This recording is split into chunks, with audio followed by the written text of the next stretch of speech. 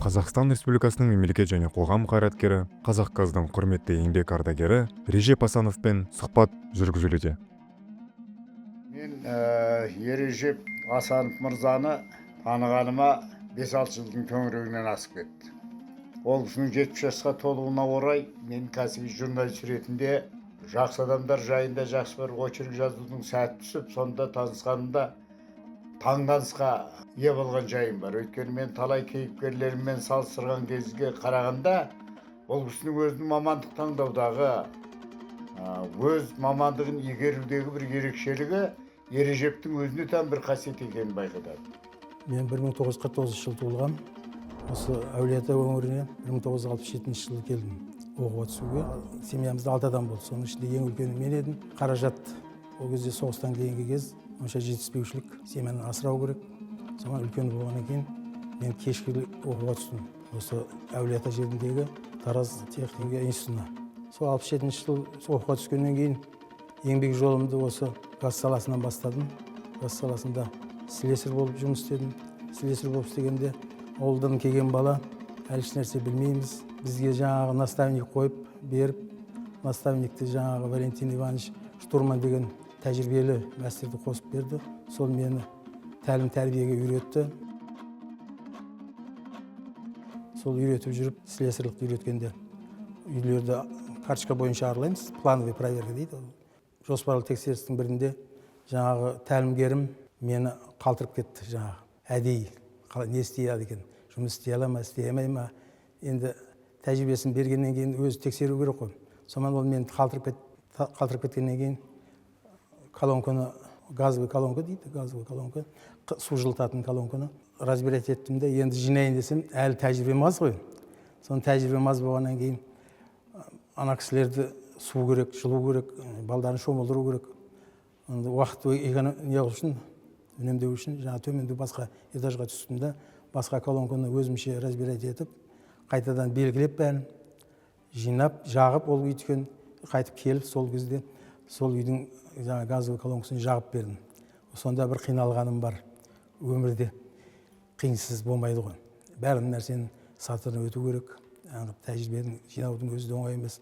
Сөйтіп газ саласында тәжірибемді сол слесарьда қиналып бастадым.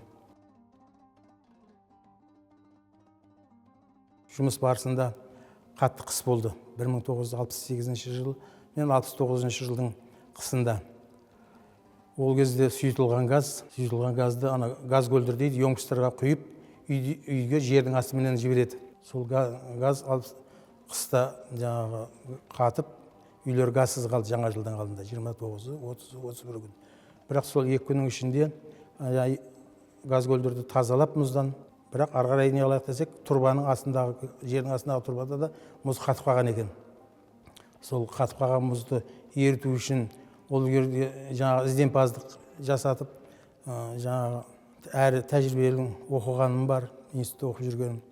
Соны қолданып, огнетушитель дейді, өрт сөндіретін үлкен 10 литрлік огнетушитель, соны огнетушительге ішінден босатып, суды 75%-ке толтырып, қаған паяльникпенен қыздырып, буға айналдырдым. Буға айналдырып, шлангы қосып, жаңағы 40 метр газопровод жердің астында босаттық мұздан. Босатып, сонда босатқандағы жаңағы құйғаннан кейін газды жаңағы елге бердік жаңа жылдың алдында. Сонда газдың бергендегі елдің қуанышы, елдің алғысы бөленгеніміз, ол бір бөлек. Сонда қалалық әкімшіліктің жаңағы Әжібай Әбсеметов, Бейменді Садуа қатысып, осы кісілердің алғысына бөлендік, марапатына бөлендік.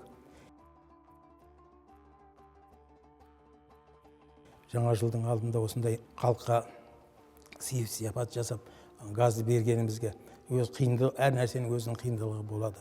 Сол қиындылықтың арқасында тәжірибемізді арттырып, сол тәжірибені ескеріп, жаңа еңбегімді ескеріп, мені 1969 жылы жаз кезінде Алматыға осы газдың саласы бойынша технадзорлардың оқуына жіберді. 3 айлық сол жерде технадзорлық оқуды бітіріп, технадзор болып жұмысқа 69 жыл технадзор болып келдім.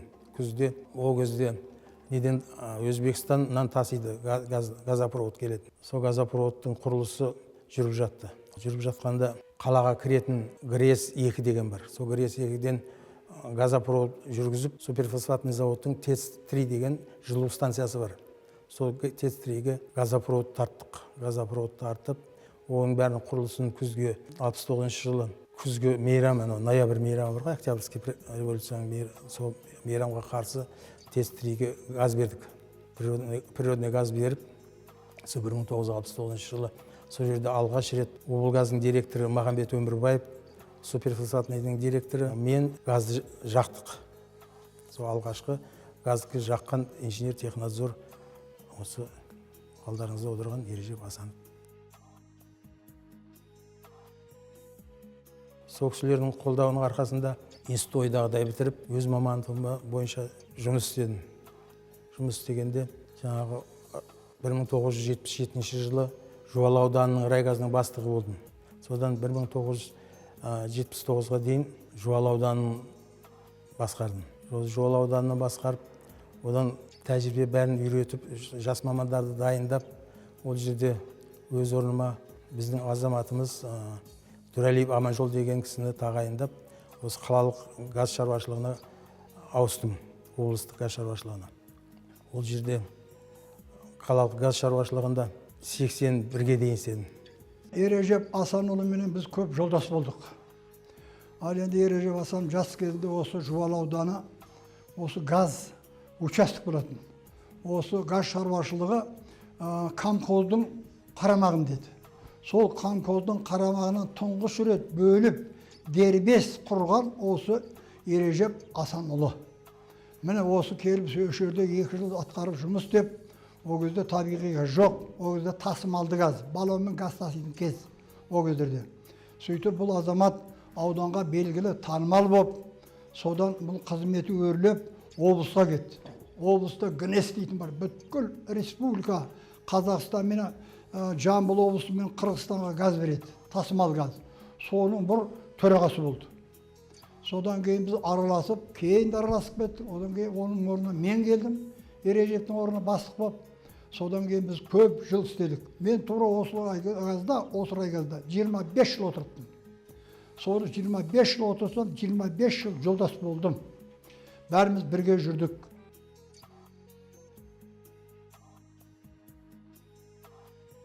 Газ ол жылда, ол кезде 5 жылдық соцсервиялар болады. Соцсервияларға жаңағы қаржы саласын қалыптастыру үшін әжептәуір қызмет атқару керек болды. Ол міндетті де басшылық, енді сен тәжірибені арттырдың, газ саласының осы қаржы саласында бір қызмет ет деп, мені газ саласына қызметке қойды. Жаңағы начальник плана отдела облгаз болдым. Сол 5 жылдың ішінде 3 рет социалистік сарайға ұтып алдық. Переходящий красный знамя дейді. Қалалық газ шаруашылығының бастығы болдым 89-дан 93-ге дейін. Сол қалалық газ шаруашылығын басқардым. Қалалық газ шаруашылығын басқарғанда Жас Өркенді деген бар Жамбыл ауданында. Жамбыл ауданында Жас Өркен газ жүргіздік. Мынау жаңағы ТЭЦ-3 дедім ғой. Сол ТЭЦ-3-ге баратын жерде колхоз бар, Амангелді деген колхоз. Амангелді колхоздың территориясынан жаңағы газопровод өтеді. Газопроводты өткізу үшін ана жердің ұжымның келісімі керек. Сол кездегі колхоз бастығы соғысар дегері Бәжік Шаханов деген өздері өте халық қамын ойлаған азамат. Мен сіздерге мына жерден өтуге рұқсат берейін. Бірақ сіздер біздің елді мекенге де газ құбырын тартып, көгілдір отынмен қамтамасыз етуге рұқсат беріңіздер деп отыр болады. Бізге газ қоспасаңыздар, біз сіздерге газды бере алмаймыз деді енді.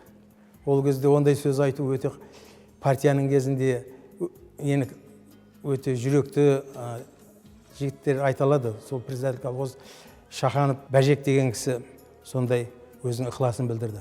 Ол кісінің ықыласын, білдірген ықыласын бұлай жай қалдырмай, сол ауылға газ берілді. Ол ауыл жаңағы осы Жамбыл облысында бірінші газ алған Амангелді колхозы сол. осы күнге дейін ол кісілер мені көрсе рахметін айтып, баталарын беріп жүреді. Сондай деген кісілермен жұмыс атқардық. Осы қызметте жүргенде талай қиындықтарды да бастан өткерген. Осы қызметте жүргенінде бір төтенше жағдайды маған әлгі жазу кезінде айтып беріп еді. Сонда мынау баллон дейміз ғой, газ баллондарына сұйық отын толтыруда мынау қаланың солтүстік бетінде, мына Киров ауданы дейміз, сол жағында газ толтыру станциясы бар. Осы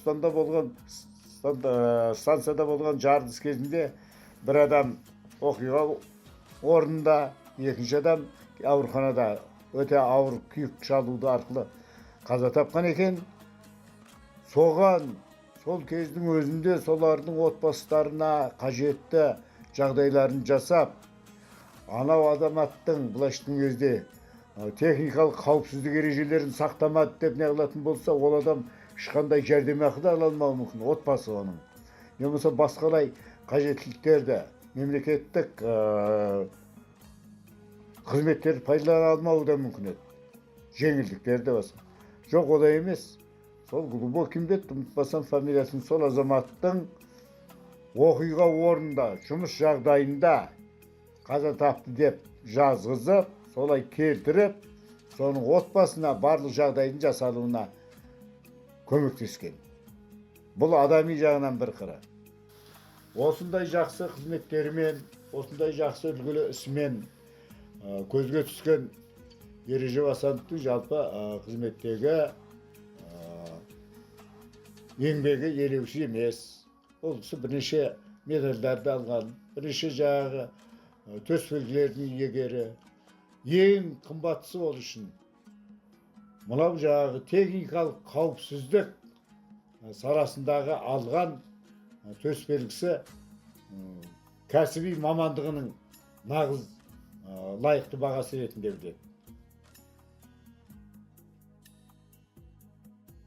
93 неге мені жаңағы Жамбыл газ монтаж дегенге зам начальник етіп жаңағы неге жіберді, управлениеге жіберді. Ол кезде мына кімнің Шерхан Мұртазаның ауылына, Талапты ауылына газ жүргізілді. Газ жүргізіліп, сол газ жүргізуге өз септігімізді тигіздік. Ауылдың ақсақалдарының жаңағы Шерхан Мұртаза атамыздың паталарын алып, ол кезде ауданның әкімі Батырбек Күлекеев, ол кісінің де алғыс хаты бар. Сондай жұмыстар атқардық. Ол жұмыстар атқарып, соның 2000 жылға дейін сол Облгазда жұмыс істедім сондай. Кейін 2000 жылы осы саланың мынау жаңағы Түркменстан, Өзбекстан, Қазақстан, Қытай газопроводын алып құрылыс жүргізіле бастады. Ол құрылысты басқару үшін білікті маман, мемлекеттік түсінігі бар кісі керек болды. Сол кісі сол бойынша мені мемлекеттік қызмет жаңағы газды қадағалау саласына өттім. Газ қадағалау саласы Министерство чрезвычайной ситуации дейді. Соның газ саласын осы 1 метрлік диаметрі 1 метр, қысымы 98 килограмм газопроводты соғып, соны қадағалап, жұмысқа қосуға өз үлесімді қостым. Сол үлесті фундаментінен бастап, қосылғанға дейін жаңағы Нұрсұлтан Назарбаевқа жібергенде, газопроводты қосқанда Қытайдың Халық Республикасының премьер-министрі болды. Олар бізге жаңағы қосуды рұқсат берді. Ол екінші рет, екінші желіні қосуға осында алып құрылысының қосуына үлес қостым. Орта келе мені айтарым, осы салада, газ саласының тұңғышы. Және облыста, сонау өткен ғасырдың 67 жылдан бері қараңыздар. Барлық ғұмырын осы біздің Жамбыл облысының өркендеуіне, өсуіне арнаған азаматтың жарты ғасырдан асып кеткен өмірін. Қай жағдай болса да, қандай марапат болса да лайық.